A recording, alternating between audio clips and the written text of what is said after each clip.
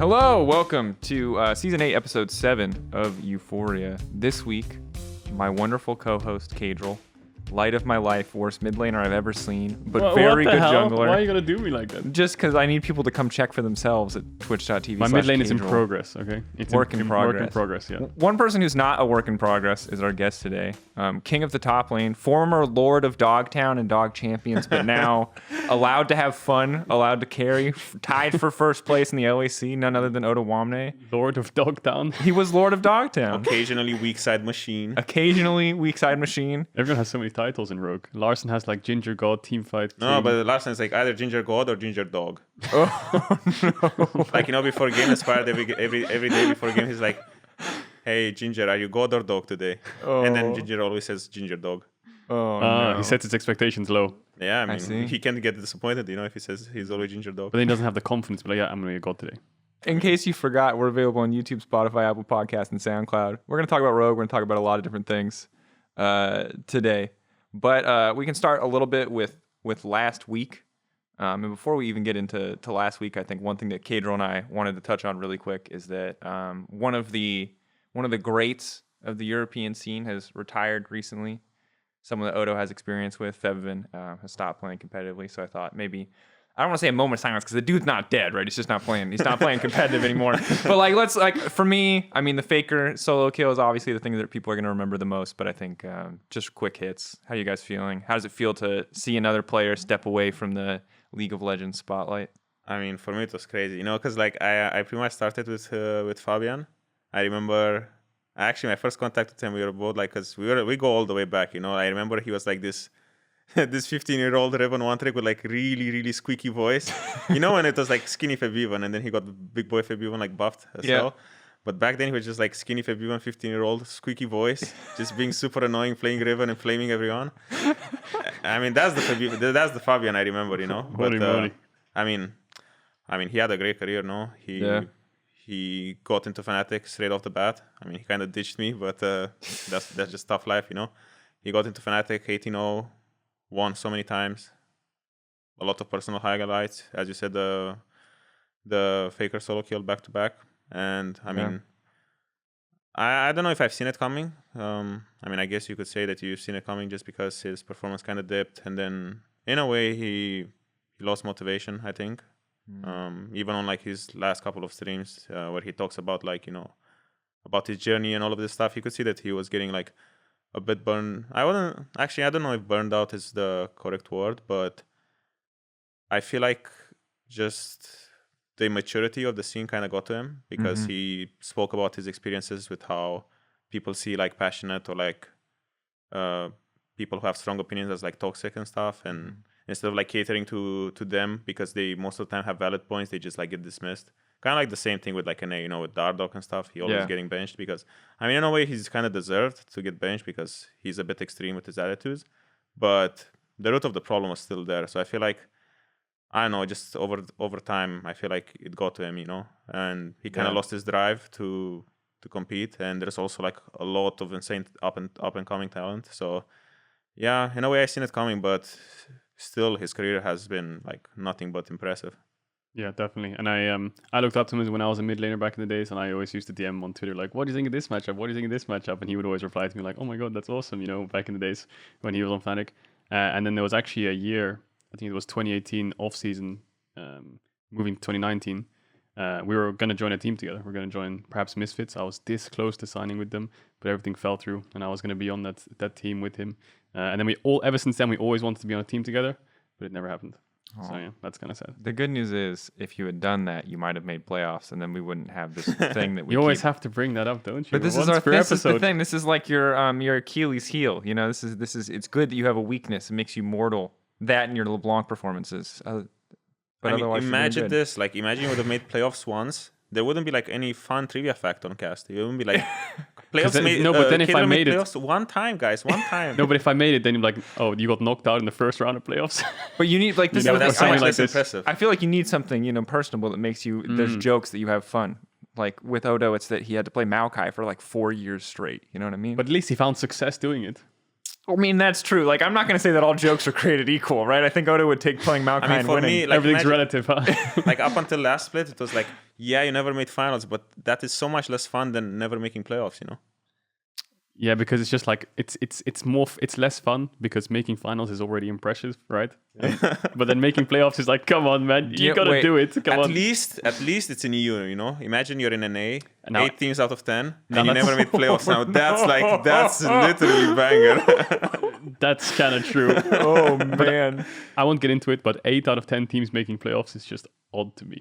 it is. It's like, what is the That point is in a the lot. regular split? Just as someone, when I was in middle school, I played football for the first time, and I was horrid, and I got a participation award and the trophy that said best substitute goalie.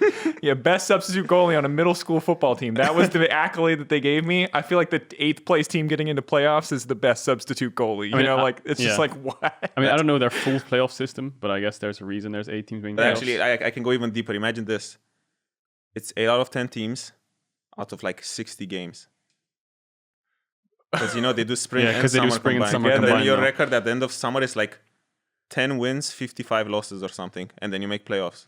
I'm not sure if it's that extreme, but yeah. Actually, what are your thoughts on that? Like having spring and summer kind of combined in wins and losses. I mean, it's quite similar to what we do in EU, you know? Because, I mean, in the sense that we still do like the championship points thing to seed Yeah. into summer playoffs.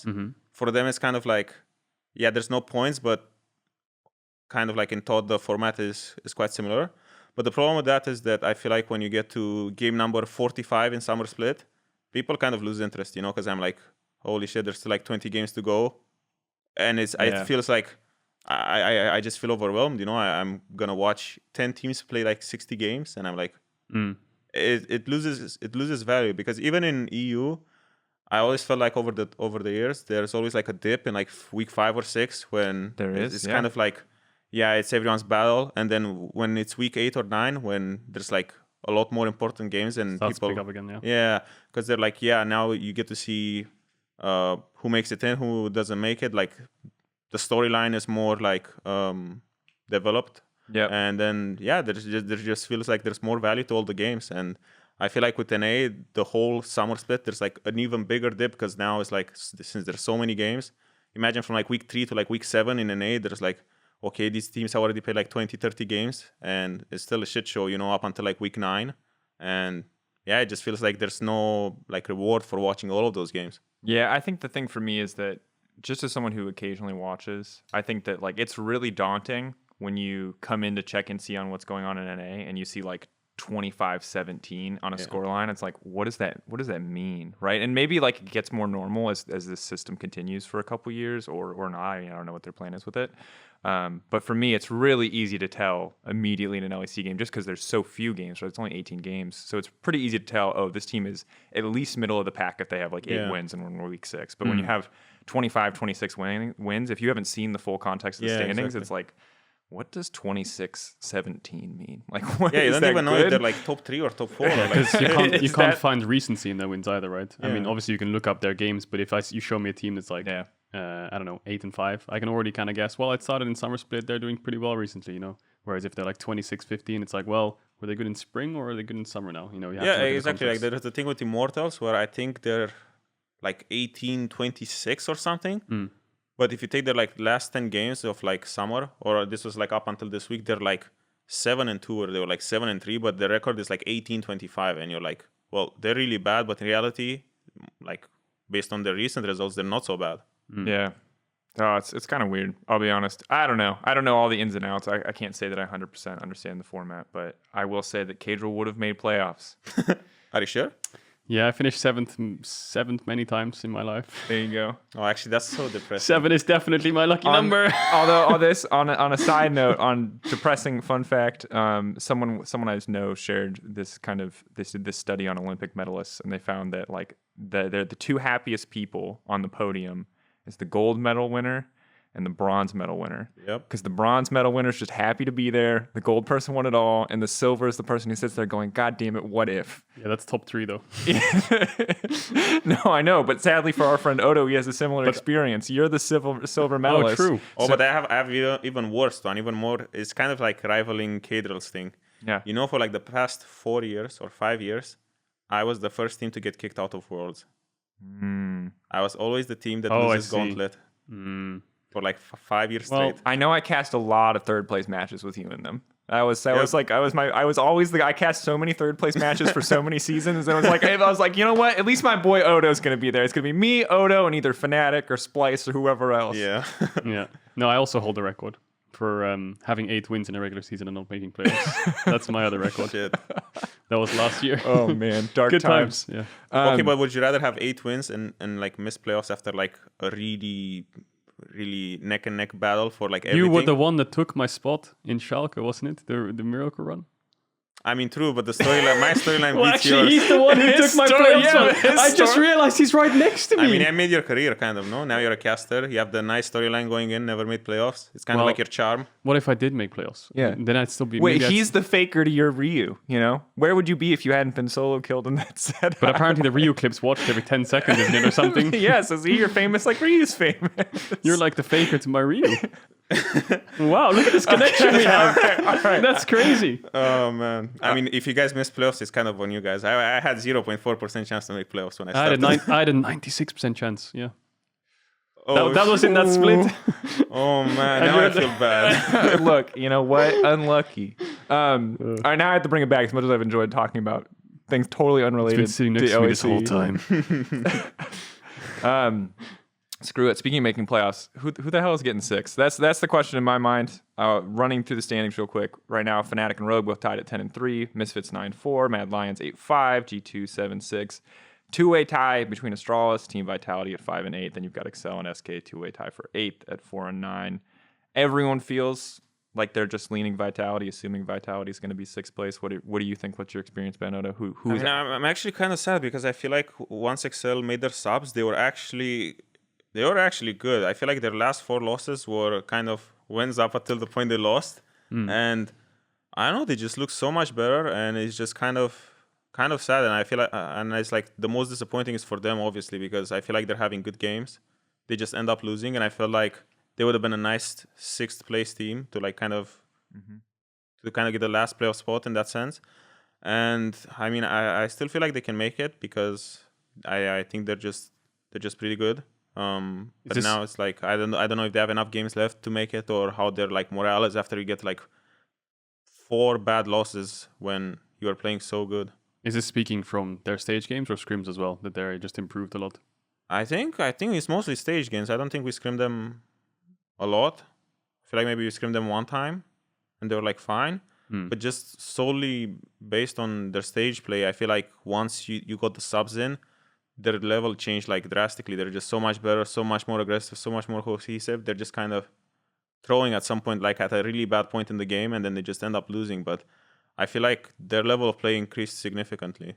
Yeah, I agree. It was kind of tragic this weekend too. We had the Marcoon Viego game where he kind of just like went all in, totally got caught out. And I think while his Diana has been popping, like he was falling. That was one of the first times we've really seen him fall behind in a game. He really struggled to convert that. And in general, I agree with you. Like Nuke Duck looks like a new player again, which is such a pleasure to see because it like they were putting him on a 0 at the start of the season, and that was just every game just felt like Nuke Duck versus the world in the late game. So the progress is there.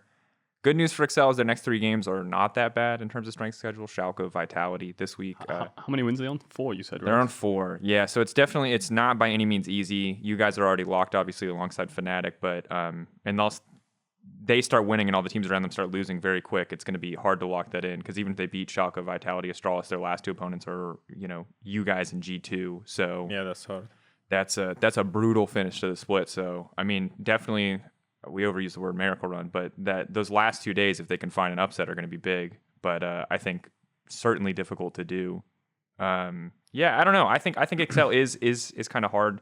I think it sucks for both Excel and SK, honestly, when they've been just trying to get a proper, trying to get a roster together, trying to get a squad together. SK, obviously self-inflicted from the org to a certain degree, but for the players, it sucks. Yeah, these are kind of the 2 tragedies. But Astralis, I assume there's no believers in the Astralis hype train. Not here. Not here. Yeah. All right. Is this? But they're still in the running, guys. I mean, it depends on the strength of schedule, I guess. They're on 5 wins, right? They're on 5 wins. So is Vitality. That's a good question. What is their strength of schedule? Do you have that? Yeah, I can just look at it right Because now. while you're doing that, I think the biggest thing for XL was last weekend they lost to SK. Yeah. And I think if they had beaten SK, which would have been expected. They'd be at 5 wins as well right now, right? So those 3 wins are doable, and then all of a sudden they're still tied for 6th. Just that loss might come back to bite them in the butt.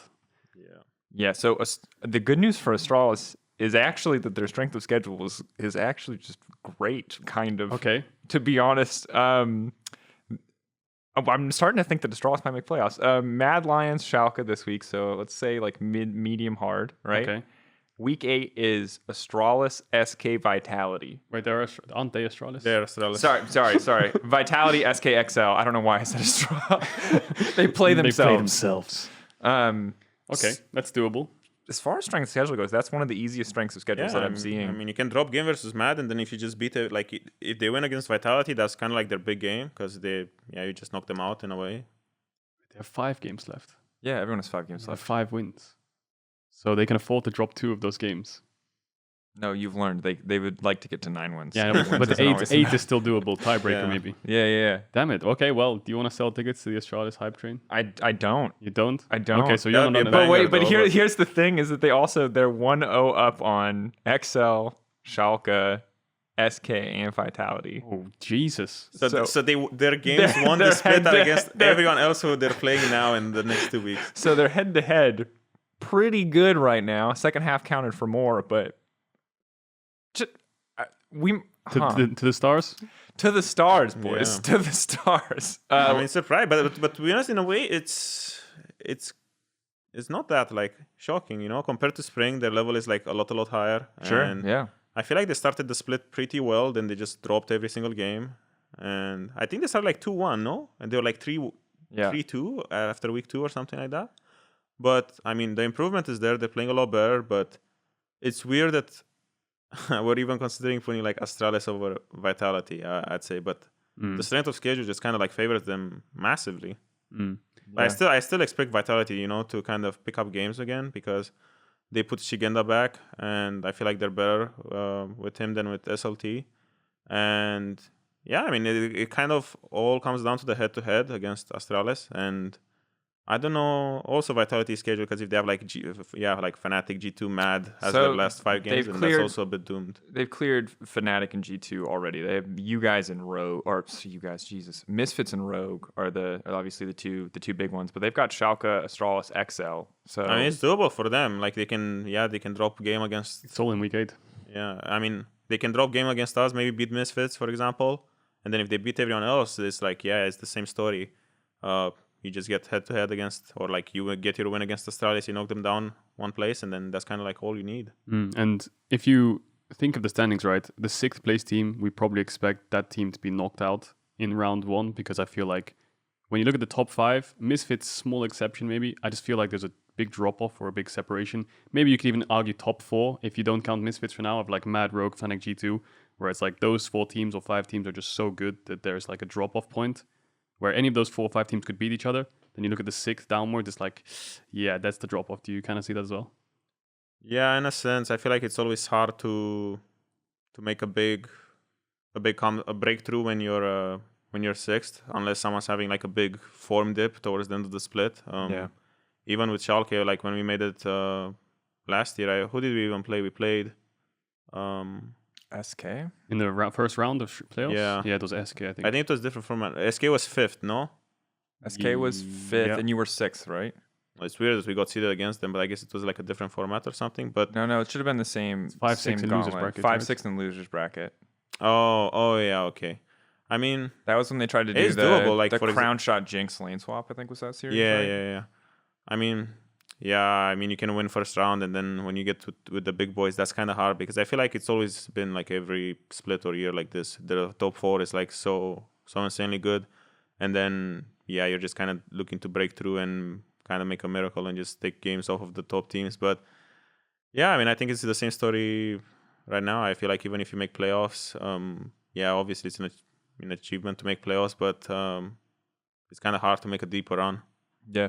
Do you feel like in terms of what Cage was talking about, do you feel like it's the top 4? I feel like that's what a lot of people look at as Fnatic, Rogue, Mad, G2. It's just the natural top 4 that like you need to be able to beat these teams if you want to have a shot at the title. These are the 4 best teams in the league. Is it a top 3? Should one of those teams not be included? Is it a top, like, does Misfits get added in? Is it a top 5? How do you look at the actual top of the LEC when it comes to who really has a shot, let's say, at taking the crown.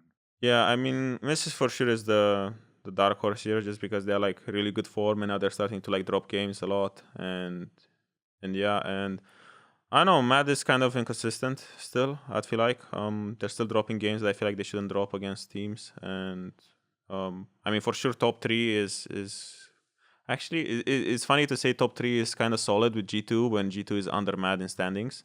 Yeah. But I don't know, the thing about G2 is like everyone's like super hyped about G2 because they're 2-0 against us, because we're just kind of boosted when we're playing them. Because I feel like, yeah, if they were like 1-1 or like they wouldn't have this like 2-0 record, then they wouldn't get like these many like second chances, to kind of prove everyone that like, yeah, they're still here and all of this stuff. But I guess in a way it's deserved, but yeah, it would have changed the perspective a lot. I feel like, I mean, yeah, and the safe bet is like, yeah, top 4 is pretty locked with us, Mad Lions, Fnatic, and G2, because it's kind of hard to put Mad or G2 outside of that top 4, because I feel like they have good performances that kind of makes them in there, and then it's like, yeah, other than that, yeah, it's just top 4. Everyone's going through the like little phases, aren't they, where it's like Misfits is like becoming inconsistent, G2 is like, are they really back in form? It's hard to tell. Yeah. Mad Lions are like slumping a little bit as well. It feels like you guys against G2 seem to struggle no matter what. And I feel like there's but actually it's crazy. Like if you look at it, even in spring, if you look at the games in spring, it's exactly the same game. In the first phase of round robin, where like, yeah, it's a really close game, back and forth, blah, blah, blah. And then second game is just a stomp. Yeah. So it's exactly the same thing. So yeah, I mean, we don't really care, it's just a random loss. I mean, you're boosted. I think you'd probably care more, but you guys took the best of 5 now, right? So it's like, if you can, get the best of 5. I mean, in a way, it's like the thing is, there's like the curse 0-14, blah, blah, blah. But even if it's 1-13, it's still it doesn't make it look any better. Yeah, it's even more depressing, actually, to be honest. Because then what are you playing for? You're playing to slightly improve your record as opposed to like break a curse. You have to win like 12 in a row to bring it back. It's like that meme with the guy that's like on the podium and he's like celebrating with champagne and stuff. And then when it like pans out, he's like the guy that's like 3rd place or whatever. And that's us with like 1-13. That's how that's the only thing. That's the only takeaway you can take. Just like this celebration meme. You play best of 1 in spring and summer. You play twice, right? So it's 4 games a year you play each other in best of 1. So if you wanted to reverse it, you'd have to play 3 years straight against G2 and win all 12 games, and then you're even 50%. Yeah, that's crazy. Yeah. So that's like at this point, you're like, it's just lose anyway. Make it look funny. Yeah. I mean, speaking of G2, the last game I want to talk about before we focus in on Rogue is the Fnatic vs G2 match. Let's start with thoughts on the pauses.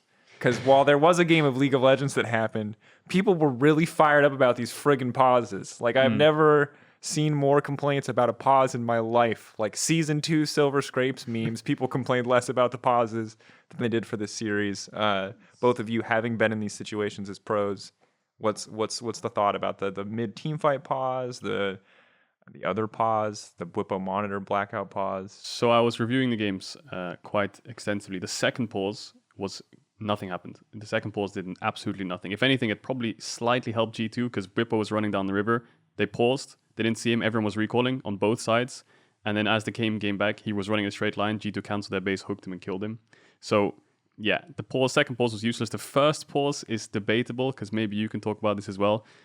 It looked like Fnatic wanted to fight that, and they were this close to going in, but Hylissang's Hex Flash got cancelled or something. He did teleport forwards after the pause, I think it was, or something happened. But then as soon as the pause ended, they all started running away when they were in like position just before the pause. That it looked like they were going in no matter what. Yeah. So I think there's a debate where, because it was paused just that millisecond before Hylissang comboed in, they all just decided to run away afterwards. And then they only dropped like 1 member, or they even went like 1 for 2 in the end. But then Mickey walked up, making a mistake. It was 2 for 2, and then it was kind of an even fight despite G2 getting Dragon. Obviously, you can't talk in pauses, but you have 5 seconds on the countdown to say what to do. Is that something you think maybe Fnatic was like, oh, just back? Yeah, I mean, the 5 seconds before countdown is still... I feel like when you think about it, it shouldn't really be there, because like the pause was there for like 10-15 minutes. You're all looking there, and then when you stop freaking out, you know that there's like fight mode, you're just chilling there, and you're like, oh, maybe we're just inting, you know? And then we have 5 seconds, and everyone has been like thinking to himself for like 15 minutes, about what's happening, and then you have 5 seconds in the pause when you can talk, and you're like, it's so easy for anyone to say, okay, I think this is bad. Yeah, that's true. I think you're completely right. So you're sitting there literally 15 minutes, just for the viewer's sake. You can't say anything to each other. You can maybe talk about the tech issues, but you can't say anything about the in-game stuff. So everyone has to think for themselves, like you said. But there's a countdown. So when you unpause the game, it goes 5, 4, 3. And in those 5, 4, 3, you can talk, right? So you have 5 seconds of 15 minutes of everyone thinking individually, where probably collectively you're all like, yeah, this is let's evacuate the dance floor, and then they all run away. So, yeah. But also, it's also weird how they pause because, I mean, I feel like there's not the best way in how you can like actually pause there. Because do you want to pause after the team fight or during the team fight? Because I feel like if you pause during the team fight, imagine there's like everyone on your team is fighting, and then the one guy that like is dead or like saw a bug, he's like, oh my god, there's a bug, pause, and then it's like the comms are going to shit really fast, and then it kind of takes the focus away from like everyone in the team. And then they're like, oh, what happened? And all of this, and then you can say the bug and all of this stuff. But at the same time, if you wait for the team fight wipe and then you're like pausing and then you're like, there was a bug. and then there's the thing that they can like just chrono shift it back to before the team fight. Imagine the viewer backlash, how it would be. They would be like, oh, they lost the fight, chrono shift, bug. So it's like, when can you pause? Because I feel like no matter when you pause, it's a bad moment. There's a way, there's a way to interpret it negatively, for sure. Yeah, exactly. And a lot of people thought that the pause was from Hylissang because his Hex Flash bugged, but the pause actually came from Niski, Hylissang told me. So Niski ran in his Irelia, I think he ulted in, dashed forwards, and then he got condemned into the wall and absolutely one-shot. He died in like a second or two. And then he paused saying that his W was bugged and he couldn't do it. Turned out he was stunned. So the pause was just Niski getting one shot and then instantly pausing. That's why it was paused in the middle of the fight. Okay, I can see it. So there was 2 bugs in a pause, kind of. But Niski's wasn't, and Hylissang's wasn't either. It was just a visual bug on the Everfrost. I mean, it's just the spectator bug, no? There's always like spectator bug when like you see it. There's like people flying sometimes randomly, but it was like, I mean, the moment, even when I first saw the team fight, I mean, the thing is, I think it was like the annoying part of like high ground, low ground, where Gragas was on low ground, and then he does Everfrost, so the Everfrost goes like through the terrain, and you don't really get to see it. But like, if you know the game, then you kind of know what the range would be, And like, I mean, I saw it hit Hylissang and cancel his Hex Flash, but when it's high ground, low ground, half the time the stuff is just through the ground. So it's really odd because Hylissang even said that it didn't cancel his Hex Flash. It looks like it canceled his Hex Flash, but what actually happened was he teleported into the wall. And then he was bugged for like a second or something. I mean, when I saw the replay, I watched it, and there's literally, you see the thing above his name, and it says rooted. Yeah, no, but apparently on his screen, he actually went forwards, and he was somehow in the wall for like a millisecond. Something really weird. So I think there was something to do with big spectator bugs on visual sides. I mean, for sure it's spaghetti code, but...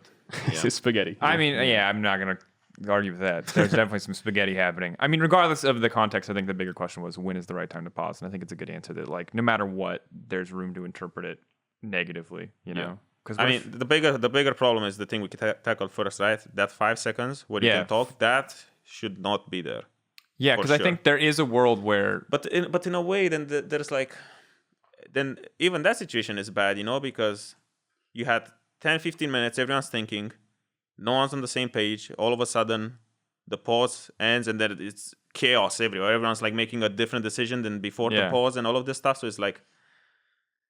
Yeah, I mean, I feel like maybe you should just take an L and just pause after the critical moment of the play. I mean, I think it's really hard, right? Because obviously, I think the big fear that a lot of people have is that this stuff is going to get exploited for competitive advantage. And then, I mean, if it's a bug, then but you should chrono shift anyway because it's a bug. But if there's no bug, then I think that's nothing changes. No, then you still lost the team fight. It's nothing new. Yeah, I don't know enough about this. Maybe we can have one of the league ops people on to talk about pauses, because I do think that naturally pausing after the fight is probably slightly always better, because if you pause during the fight, it changes in the moment decision making.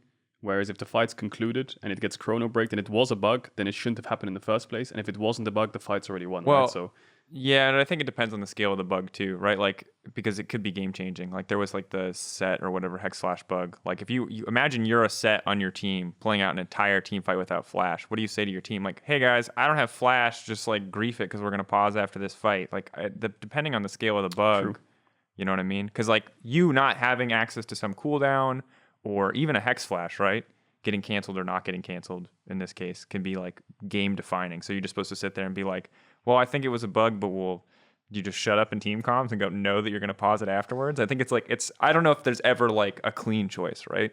It's probably pretty contextually It's kind of your responsibility, no? Like if you don't have flash before the fight, and I mean the thing is, the moment you notice the thing, you should pause. So For sure. If you choose to ignore it, then you don't get to be whiny after and be like, oh, I didn't have flash, we should have paused.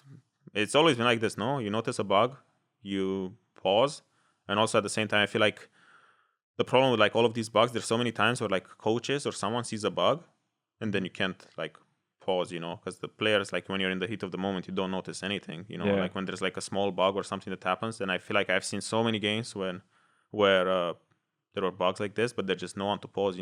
I feel like the league ops, they're not pausing because coaches don't really, I think they don't even have a keyboard to pause. So I mean, I feel like this whole posting, it could be a bit more defined, a bit figured better. out. Yeah, and maybe this is the game that kind of gets that started.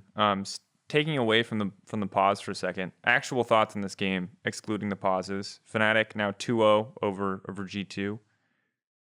Tied with you in the standings. Like, what is this game? Does this game actually mean anything? Should people be concerned about G2 again after losing this team? Is Fnatic just a better team? Is it just a best of one? Like, what does this game actually mean in the grand scheme of things? I don't think it means too much, to be honest. I think regular season games never really matter, especially like you said, losing to G2 in regular season doesn't matter. I think there's a lot they can learn from it, because I think that their draft was kind of weird where, I think their first rotation of like Thresh, Lucian, Diana was really strong, because you can have like basically winning jungle matchup, winning mid, winning bot. But then they picked Vayne bot into Tristana, and obviously Mickey died level 1, which sucked, but I think you have push for the first couple levels, but then it's really hard to lane when you're playing Vayne Thresh. Even Upset sending into you afterwards, like, they first picked Thresh, and then they picked a losing lane, so it didn't really make sense for them in the draft. But the Vayne makes sense into things like Mundo, And then the Karthus last pick from Fnatic was great. I think playing Karthus into Lucian Vayne it's really broken.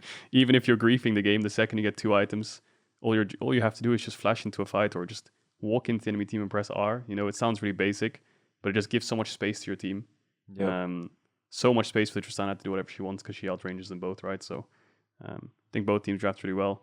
It was quite a close game up until a point where I think G2 dropped the ball, made mistakes, Jankos got caught. It was after the second pause, and then they got Baron all of a sudden, and I think once they get Baron, it's really hard to play. Not too much to take away, I think, just in terms of in-game meta stuff. I think there's a lot, but for regular season, for standings, for narrative, there's really nothing, I think. Yeah, same boat.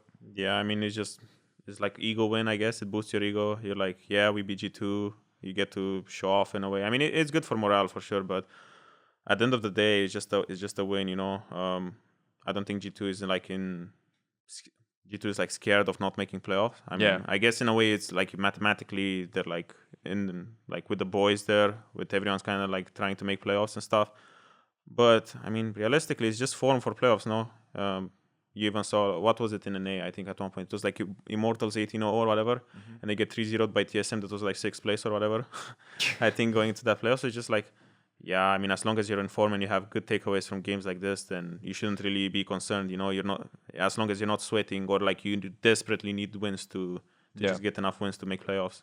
And I think that if you are thinking of regular season, I think there is a small impact. Let's say G2 won that game, Yeah. Fnatic are now at 9 wins, tied with Misfits. Let's say Rogue and Misfits finish 1-2. Now all of a sudden G2 Fnatic are 3-4. So if you're Rogue, you have to choose between G2 Fnatic, or like let's say Fnatic comes second in the split and Rogue is G2's third. Now G2 at Rogue's. I'm complete.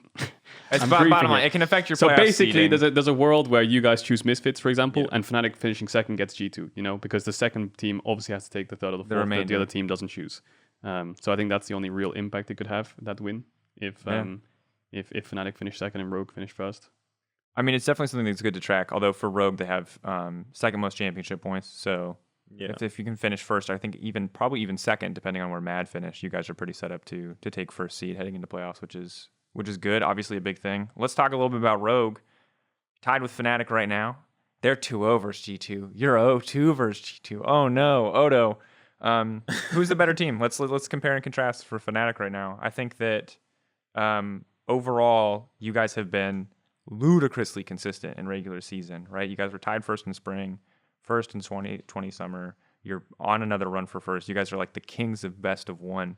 It feels like not a great title, I know. Kind of a kind of a trash title. What a cringe title. yeah. But we got to add it to the Weak Side Machine and the Ginger God / Ginger Dog. You know, we got to get them all in there. So how are you feeling about you versus Fnatic and kind of being at the top of the table? I mean, I think it's deserved. Fnatic found their form heading into summer. I feel like Upset is kind of unleashed. Their bot lane is like a big factor of why they're winning so much. I think Niski is having a good split. I just think that they just gel together well. They found what they like to play for and all of this stuff. And I think they're playing to their win conditions very well. Everyone does his job. They're a bit more chaotic than us. They like to just flip stuff more than us, or like just have fiestas and stuff. Yeah. But everyone's on the same page, so it kind of works for them. I think it's gonna be an interesting matchup because we have them this week. So it's gonna be an interesting clash of styles. Even if it wasn't us, I still always favor the team that is like more consistent, just because on paper, or like if you like try to visualize it, you're like, yeah, this is how they win, this is what they were gonna do and stuff like this. While with Fnatic, it's just like, yeah, they fight. They fight and then they win. So it's like, yeah, you can make the argument that they fight well, so they get wins from that, but it's not like, pen and paper. They're just it's not like they're just super consistent. minions always do this. Towers are always worth that. This objective is always worth that. Much easier to calculate than they fight, where there's room for mistakes. There's room for flips. It's on us to keep the game in control, and not go into full fiesta. But for sure, they're good. I think they're deserved at the top of the table. Everyone's just doing really well on their team, and I don't really have any negatives except from the fact that they fight a lot. I mean, even last week, what was it? Bwipo gets like quadra kill level 3. Yeah, and mid lane against Astralis. I mean, you see games like that, and you're like, I mean, that's just Fnatic winning games. Yeah, 6-0 Viego at minute 7 or 8. No, I think Odoamne is completely right. I think it's like they're a chaotic team, but I think the meta kind of suits them really well. Especially when the early stages of the meta were things like Rumble, Set, Nocturne.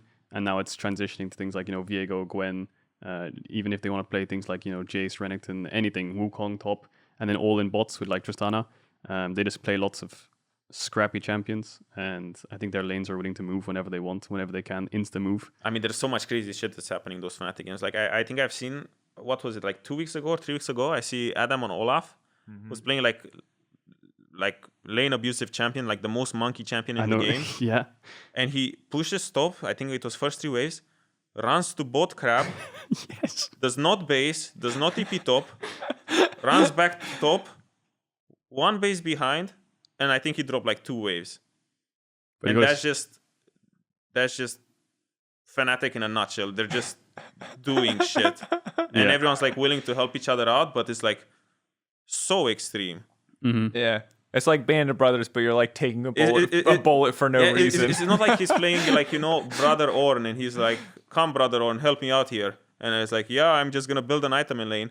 He's playing Olaf, who wants to just fist fight people, and he's like, yeah, I can just run around the map. It's fine. They just drop waves and run everywhere. That was against Schalke. They lost that game, actually. That's their only loss in the last 11 games. So they're 10-1. It was that game that they lost. I remember, he ran all the way down to bot crab to make sure they could contest it, and then he lost like 2 waves top. But that's just kind of like Fnatic in a nutshell. If enemy jungle's pathing to the same side as you, they're probably going to drop waves to make sure they can contest it. Because I think... getting double crabbed is... The only games I've ever seen Bwipo get double crabbed, I think, off the top of my head, is when he's playing Karthus, which kind of makes sense. Otherwise, they're always going to fight for it. And he won one of those Karthus games up against Inspired. Yeah. Rumble. And that's because the brother Renekton, instead of just chilling, he's trying to hit enemy tower at 5 minutes in game. Oh yeah, I remember. Then you get ganked on the first. Oh, but it was so unlucky. I'm super strong Inspired. You want to invade Krax here? And then he says Krax are not up. That's what he said. He said Krax are not up, but he didn't tell me Krax are up in 10. And Karthus is probably going to do those cracks when they're up in 10. So I'm just like, well, okay, I'm just going to hit tower. Because the thing is, my thought process there was like, I have like 2 waves hitting, So if Wukong auto-attacks me once, he's going to take like 200 damage just from minions. So I'm just like, trading 1 auto for like all that minion aggro. And I'm just... Because I wanted to hit the tower to bait him to hit me, Mm-hmm. But the thing is, Karthus was just chilling there. Yeah. So TP Karthus coming in hot. Just runs behind you, gets a kill. Then he full clears, gank spot. Bases, TP's behind him, and ganks after him again. that, the game was like, threw my lead, game's out of control. Karthus got free early game. So, yeah, I think when Karthus has like TP, ult, and you have Wukong, Lucian on side lanes, I think no one can really match it, especially when you're playing like Jace Renekton. Like the all-in is just, it's impossible. It's brutal. I could see the idea behind the combo where you're playing like Ashe, Rumble.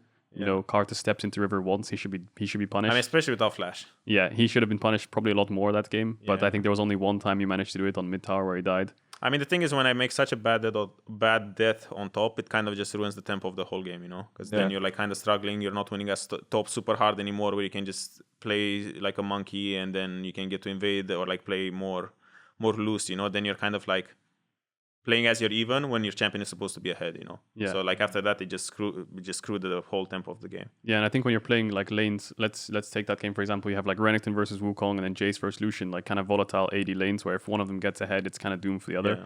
And the enemy team has Karthus. You have lots of tempo in the early game, right? So you can probably abuse that because Karthus can't ever step into river. Yeah, your 2v2s are always stronger. So exactly, right? So you should always be first to the play. But then if the Karthus can just free farm and nothing happens, or even if you lose a kill, it's like a recovery game where you're on a timer where Karthus just gets stronger and stronger and stronger, and you have to force things, and it gets to the point where you overforce, die, and the game's over. So nothing like being able to cast spells while you're dead, huh? Sure makes it great. You just go full AP and just walk in, no fear. You even saw it last time, G2 versus Fnatic, where G2, I think their whole top side was like 2-1-3, all of them, and the Karthus was like 0-3, 0-4.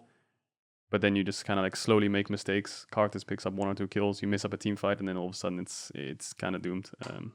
Guaranteed. You know, Wall of Pain also just a ludicrously powerful ability. Actually, it's so OP. Now that I think about it, it's just like it's like this, and then imagine being Vayne and Lucian. You have to walk through that to hit a Tristana. And also the hitbox is not even like on the wall. I feel like it always hits you like behind. It's a fatty behind the wall. hitbox. I also think they should change it to like similar where Anivia, like level 1 W is kind of small. It does. It's small and it gets bigger. Really? With bigger with points. Yeah. When I play Karthus, it feels huge already. It's big at level 1, but it does get bigger. It's like the whole screen level 1 already. I'm actually double checking now. Now I'm double. Is it? Does it increase with? We'll find out. I'll find out. Small like technical moment here. It gets bigger. It starts at 800 though, and it goes up to 1200. So but okay, like 5 points, 400 difference. Yeah. It's like 100, like less than 100 per level. Yeah, you can't. 100 per level, 800, 900. Whereas Anivia's is like this level 1, and then the whole, Rift level 5. It's still smaller than Karthus W.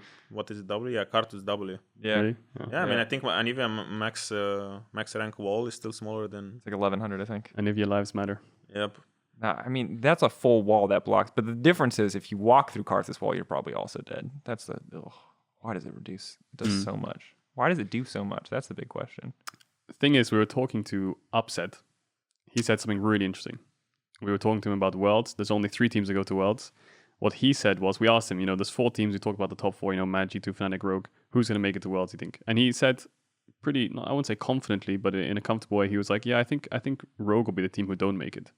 I think that Mad, Fnatic, G2 will be the teams that make it. Because I hate Odo. That's what he said. He's just a bit of a jelly hater, but that's just him. I mean, I don't really care about what he's saying.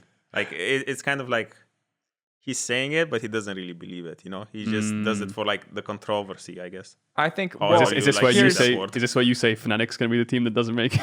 No, I think Fnatic makes it. If I have to put my money on someone who doesn't make it, it's probably Mad. Yeah, I would agree actually. I think that's fair, but I would like to, because I do think that Upset's point was interesting. So I'd love, his core point was that, and this is one we've heard from Rogue before, was that he felt like of the 4 teams, Rogue were the most predictable. He said, you guys are really good, but never did you do anything in games where it was like, oh, wow, I didn't see that coming. It's like, oh, they did the cross map like expected. They just did it really well. Or they did X, they did Y.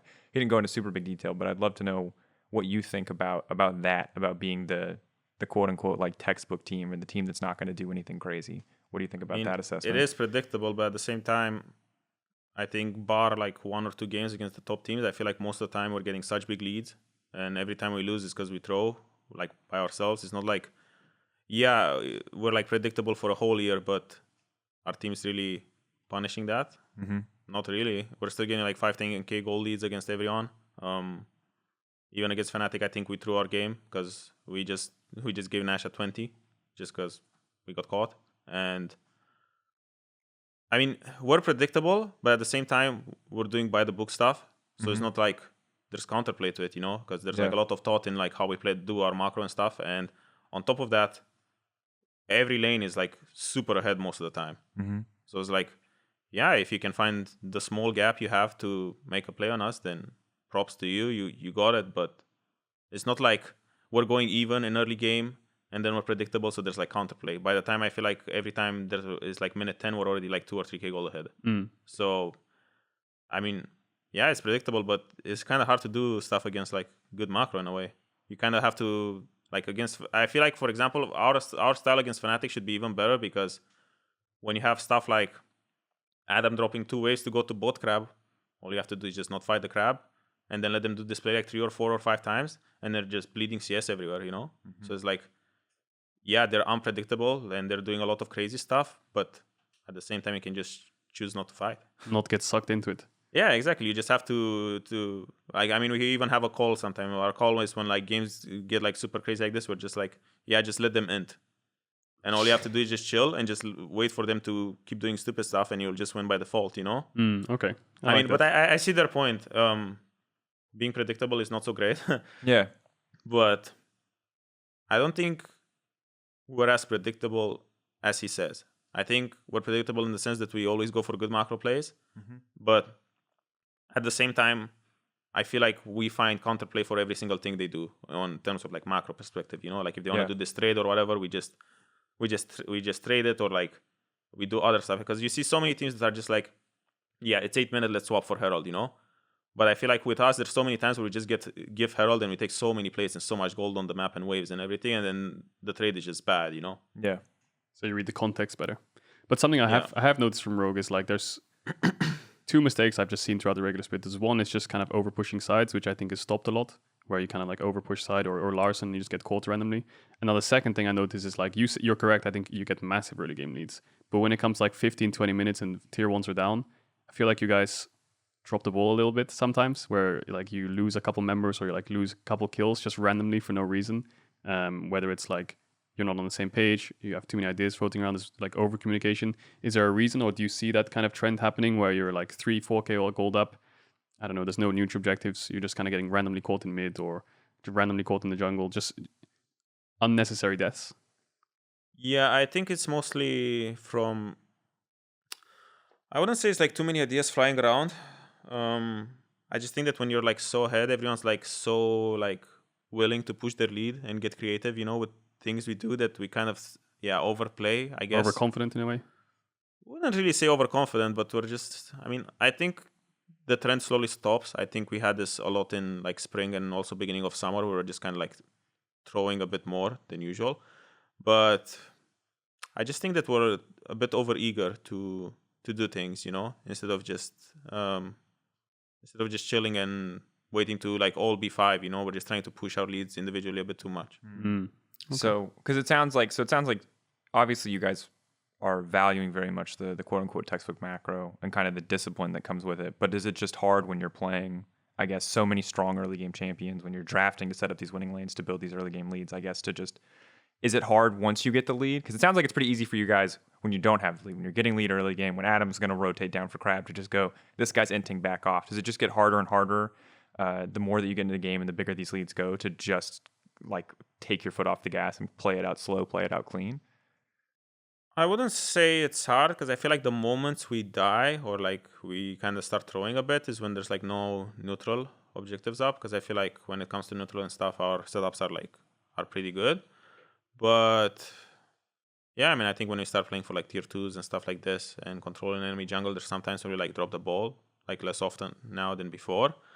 But yeah, I mean, it's something we were always aware about. I think it happened a lot in spring towards the end, even on like playoffs. That's kind of like one of the reasons we lost the finals. I think we just dropped the ball once we got leads in mid game with like our map setup and stuff.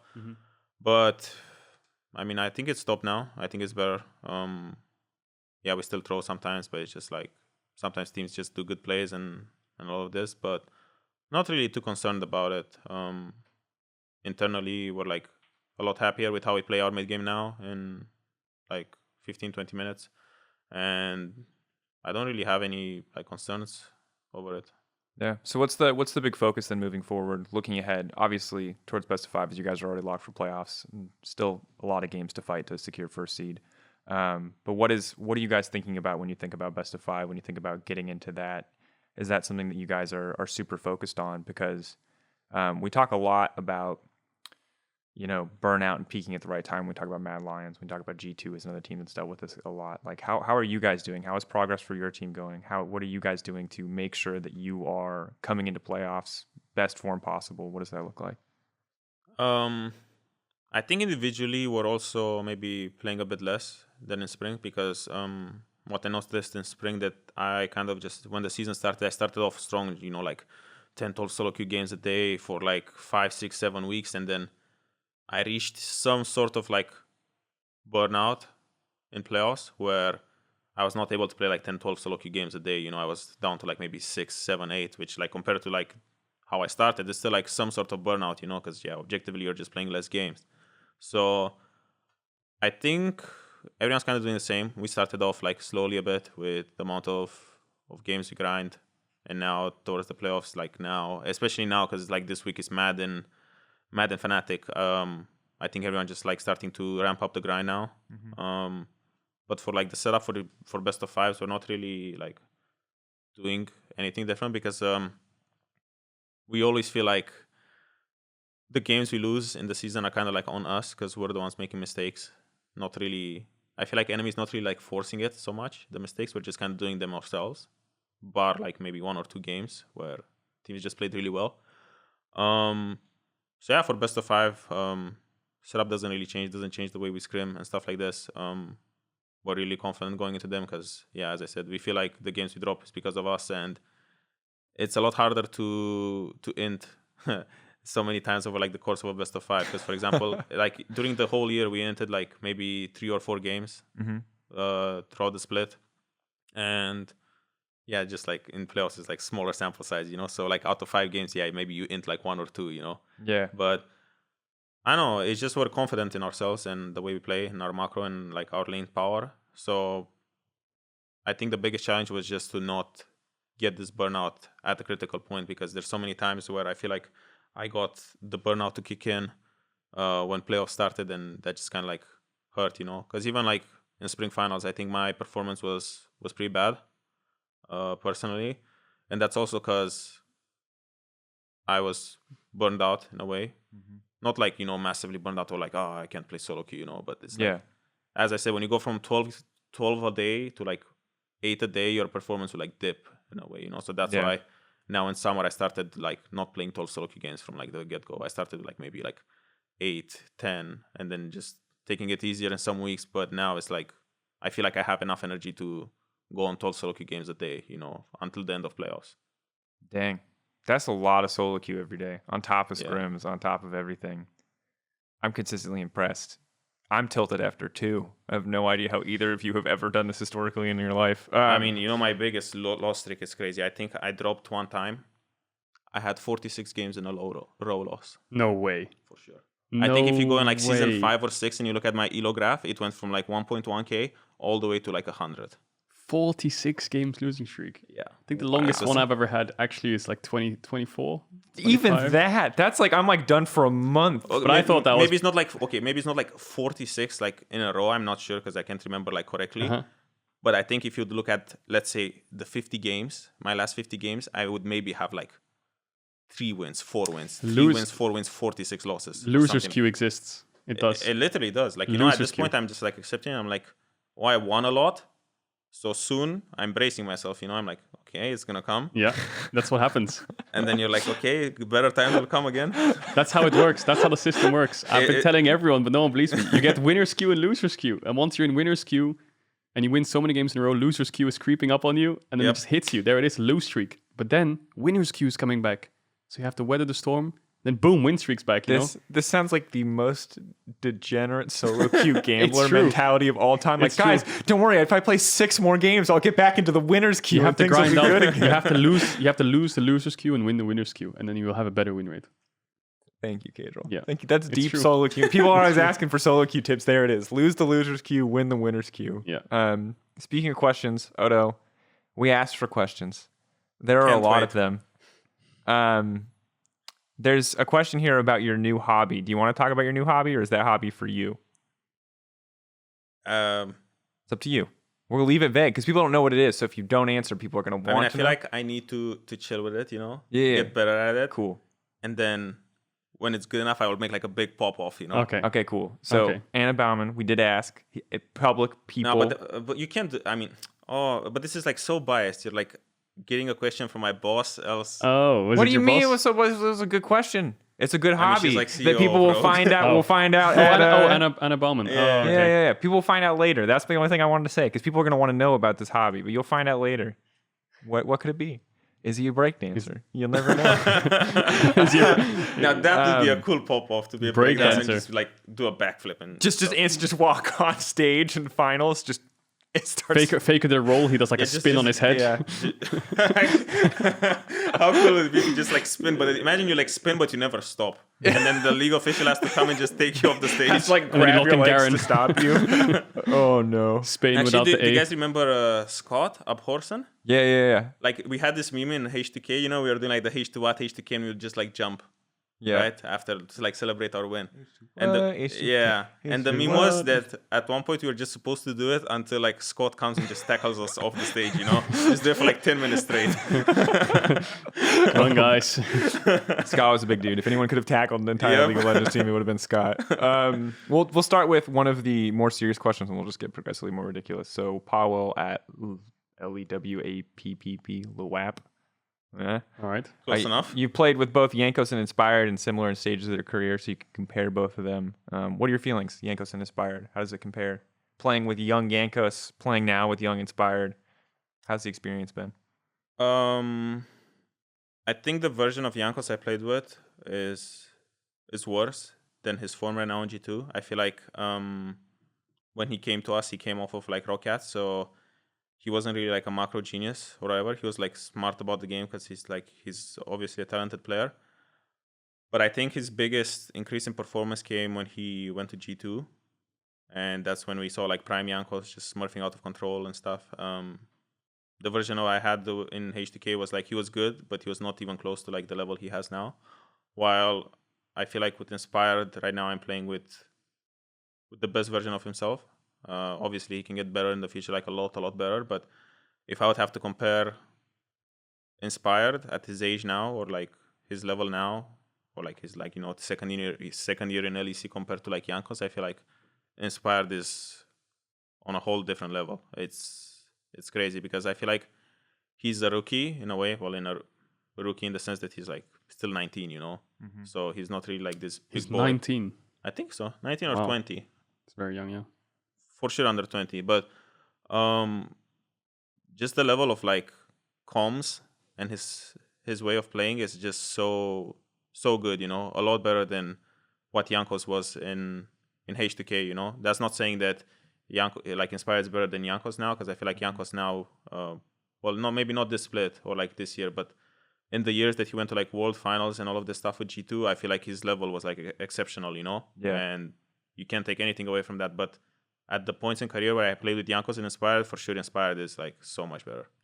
I think that also players are just naturally getting better at League of Legends. Yeah. Right? Like the skill, again, of like, I bring up this reference all the time, but in Season 2, if you bought wards, you were a great support. You know what I mean? Yeah. Like that was the skill gap. If you knew to ward enemy jungle camps, you were a genius. I mean, imagine in Season 2 or 3, when I started, or like when I got like high elo, I started playing against top players that I felt like had no idea what they're doing. They're just like good mechanically. Mm-hmm.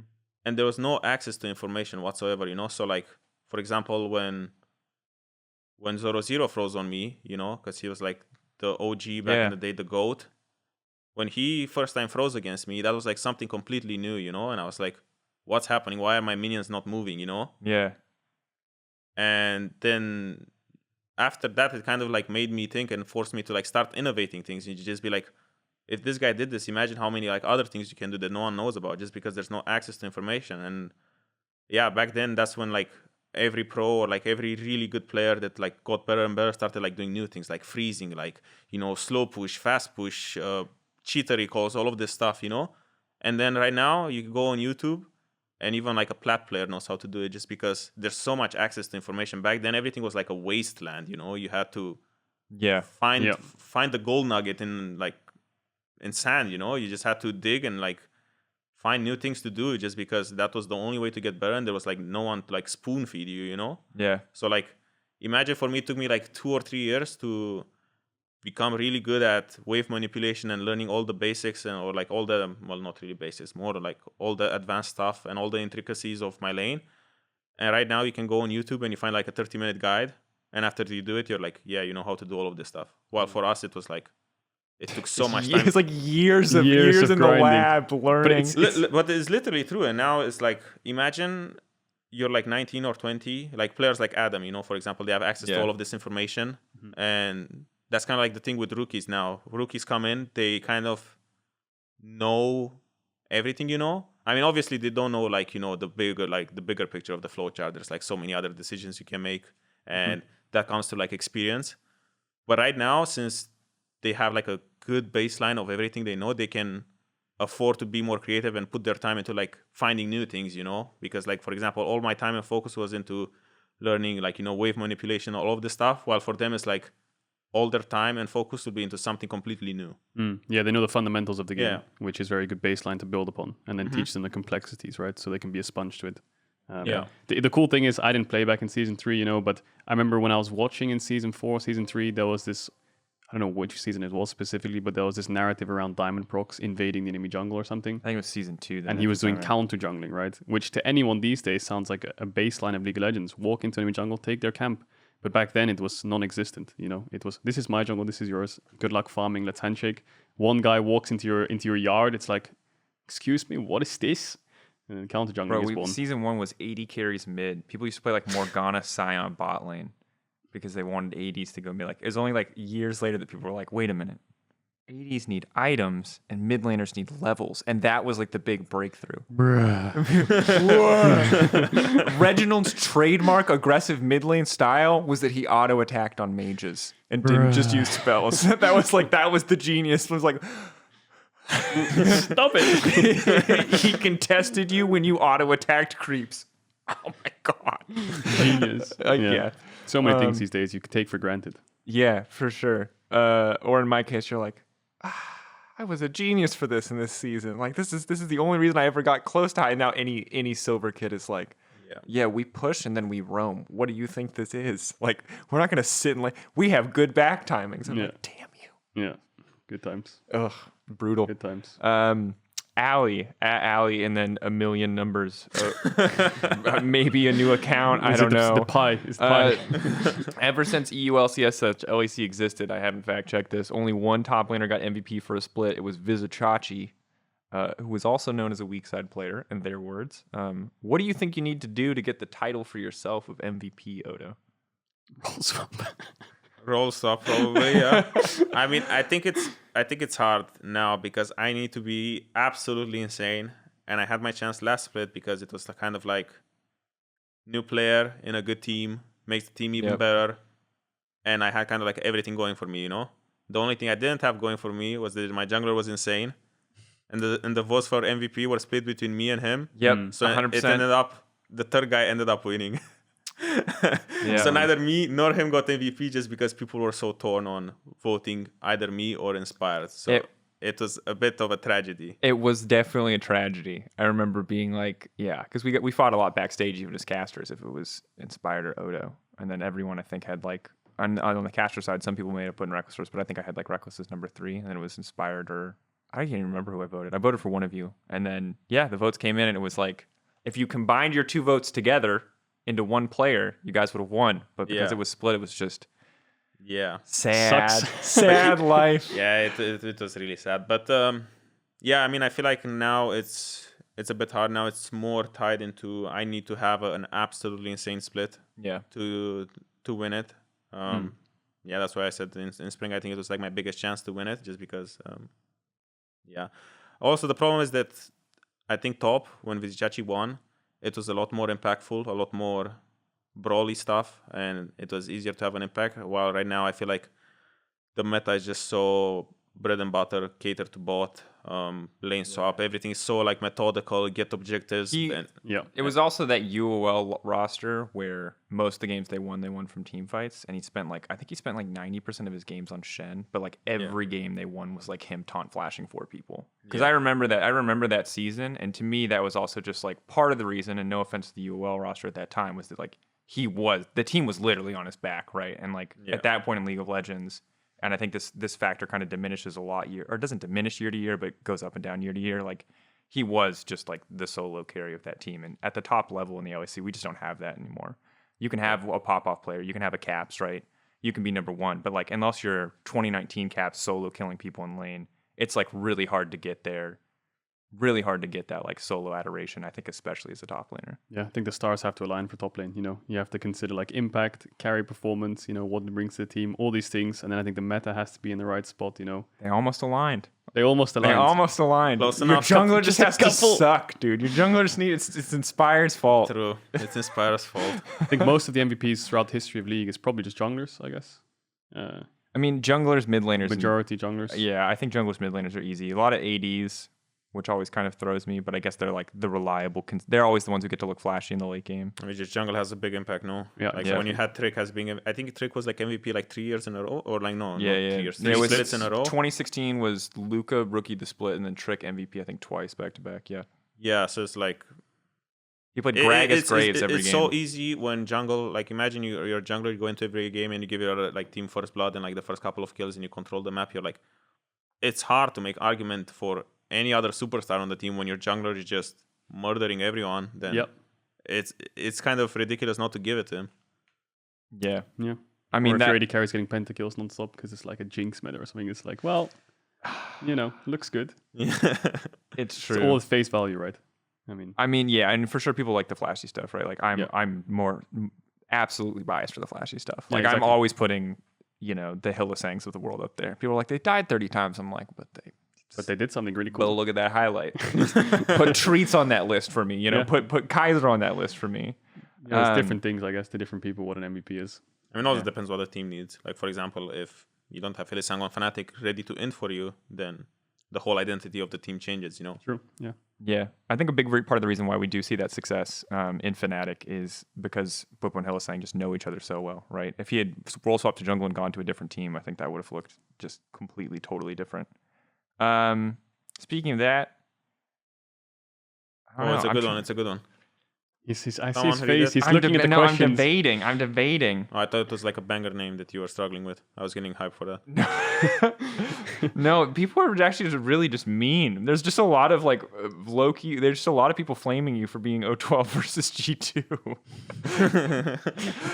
I mean, there are questions. You didn't say they didn't have to be nice questions, Yeah, but I'm not trying to. You're our guest. I want to be nice to you. If you want to read these later and get back to people, you can do that. I don't want to get crippling depression, so. That's fair. Wow, that's smart. Well, that's I gave up on like Reddit and Twitter, I think in 2018. I had the best game of my life. I was like, holy shit, I smurfed this game out of control. I was like the shadow carry, I was doing literally everything for my team. I set up everything, I did everything perfectly. Yeah, and then I go on Reddit and it says, this guy is the worst player on the team. And I was like, whatever. Yeah. That's how my relationship with social media broke off. Yeah, it's a long conversation, and I think that I don't want to say anything either. There's a lot of opinions out there. And some of them you just have to, blank out. But then I realized there's like people like, no offense to my dad, but there's like people like my dad who are just kind of like, they don't really know much, They're just like the people who are like screaming at the football game and they're like, oh, you should have shot left instead of right. Come on, man. It's so simple. To be fair, I watched football for like 2 weeks just for Euro Cup. And by the end of the second week, I was like, what is this ref doing? Oh my God, it's griefing them. It's an American who's like barely only watches World Cup. Imagine the ref is like subject to all of your opinions, like stuff like that. I don't tweet it though. Keep it to yourself, folks. But some people like to, they want to put it out there. It's the same as Twitch chat. Like, do you guys like type in Twitch chat? No, the thing I love about Twitch chat is their biasness comes from what's on the screen, right? So if you die, it's just a kek W. It's a quick, simple kek W. You flash into the wall, it's a quick, simple kek W. If it's a solo queue, for example, solo kill. I could not join the mob. When you see like a big train of kek Ws going, I cannot push myself to type kick W That's as well. the thing. You can't beat the mob. That's the problem with Twitch chat. You know, there's a mob. And You either join the flow But or you wait your like turn. you know, one of my dreams is just to see like a Twitch chatter, like one of those guys that just Twitch chats 24/7, because I want to see. You want want to to meet them? the person. Yeah, I You want to wanna see like what his understand the mentality is. mind. Like, why does he type kick W so much? Because I mean, I enjoy seeing it a lot. You know. It's funny to see. Yeah. Yeah, I love seeing it. I love the mob mentality, but I'm like, I can't get myself to join the mob. Yeah. That's the thing. It's crazy. All right, there's no question. They're it's like a gonna be better than synchronized. that. You know that they're like. It's like a hive mind. Yeah, it's like a hive mind. They're synchronized to the point where they don't even have to know each other, talk to each other, or anything. They just all know when the kick W hits, and they're going to be on the mark, you know? Or when the pogs are necessary, boom, they're there. Yeah. All right. I can't find people. You gave a lot of good questions. A lot of questions we already answered, and a lot of questions that I just feel like a lot of your dicks, to be honest. A lot of lovely questions. So thank you for submitting your questions. If you submitted a nice one, hopefully we covered a lot of them in our previous discussions. Oh, Sharky had one with the tattoo. No, how much did the tattoo hurt? How much did the tattoo hurt? Yeah. Do you want to answer that one? Kind of hurt. Yeah. It's like It's kind of like here, right? Is that the one? I mean, it's like on the part where it like hurts, because like quite soft. Yeah, when The you go vein. like here, it's just like the softest. I mean, not even as close as because this one is more towards the wrist, so it like hurts a lot. But this one is like a bit more chubby skin. Yeah, I guess more on like the forearm area is probably less painful. do your chest next. Chest is an experience. What, on ribs and stuff? Isn't The that closer painful? you get, I mean, the Vulgar thing is, language if like for example here on this part, like the skin is really thin, so it's like really close to the bone. So that's the one that hurts the most. So like Is the it, less. what's the pain scale? 10 being unbearable. I mean, it's bearable, but it's just like annoying, you know? Because like for example, when you do like a normal spot where there's like more skin, you're just like chilling there and you're like, Yeah. yeah, Feels like it's- someone's you sharp. feel it, you know? But there's like some spots where you're like, yeah, can you hurry up? Okay, yeah. So it's like a grit of the teeth, like, Yeah, I mean, it's not unbearable. It's just like annoying, like really annoying. just stay away from Kato. If you ever get a tattoo, stay away from getting a tattoo. No, but in I'm the summer. skinny. I'm really skinny, so no matter where it is, it's gonna hurt. Well, I mean, yeah, but certain places are gonna hurt less. So I'm gonna I get mean, I'm gonna even get if you're really skinny, both. it's like there are most of the places on your skin are like. It's not like your nerves just disappear. as No, you but I'm gonna gain get weight. really buff. I'm gonna weigh like a lot, and I'm gonna be that's really the thing. muscly, and then I'll get it. Like if you want a chest tattoo, you need to be really buffed. You can't be like fiddlestick and then. I always thought that like if you're fiddlesticks and then you get like a chest tattoo and then you have like You get bigger, big then it like pecs, separates. and it like stretches or something. Yeah, I always wondered that. We'll find out when I get strong. Last question. I actually don't even remember what match of the week is. It's either Rogue versus Matt or Rogue versus Fnatic, probably. Probably Rogue versus Fnatic. You have a banger week I don't think this it's week. Rogue versus Fnatic because I think we play Fnatic on Saturday and match of the week is always Sunday, no? Oh, it could be Friday. Could be Rogue it Mad. Saturday? Oh, I yeah, thought sorry. Saturday. Yeah, Friday. Like we play Fnatic on Friday. If I'm. Could be Rogue Mad. Could be Misfits G2. Oh, Rogue Mad remake of the finals. Remake of the finals. How are you narrative, feeling? narrative. How are you feeling? The narrative is coming through. Give Yeah, it- it feels great. We're gonna look to get revenge for the spring split. Yeah. Yeah. Crown. Play the music. Play the any final words to the fans? So a lot of people ask how you feel about Romanian fans. I guess that's any final words to all the Romanian fans out there. Oh shit. I mean, I think I made so much propaganda that my Romanian boys are coming through with Twitter, even though our civilization is based on Facebook and Facebook pages. We're still like Our civilization. yeah, we're still slaves to Mark Zuckerberg. But yeah, I mean, I appreciate the boys who are voting for the Pogs on Twitter. Yeah. We're and making a Bender. comeback. We're being the Frenchies now. So I'm proud of you all. Make more Twitter accounts. Yes. Tell your dad to make a Twitter account. Get the whole family involved. Yeah, just get everyone in. We need to beat the Frenchies. Hans got too many Pogs. So yeah, I mean, obviously grateful to all the Romanian boys out there who still watch. Oh yeah. Because Dude. there have been a couple of dry years where I wasn't really doing the best, but the boys are coming through. So Boys are always There you there. go. the boys are always there for me. All right. We'll see if you can come through for the boys this weekend as you play Fnatic and Mad Lions. Odo, thank you so much for joining us. Yeah, always a pleasure, my lords. It's always good My to have lords. you when you're not sad. You know, Actually, every time we get you, But you're on it's a good even when I'm sad, you know, just like you No, get the to content is deepest, always darkest good. places The in storylines. my mind. Yeah, the content is always good, but it's nice to see you smile too every once in a while. So you can come watch, hopefully, Happy Odoamne this weekend, Friday, of course, at 6 p.m. CEST, 5 p.m. on Saturday. Rogue vs. Fnatic, currently slated as the last game of the day. I think that's my big banger of the week, but Misfits vs. G2. Same, because it's battle for first place. Rogue vs. Mad. Also hype. There's hype across the board. Regardless, we'll see you this weekend. See you next week for more Euphoria. And thanks again, Odo.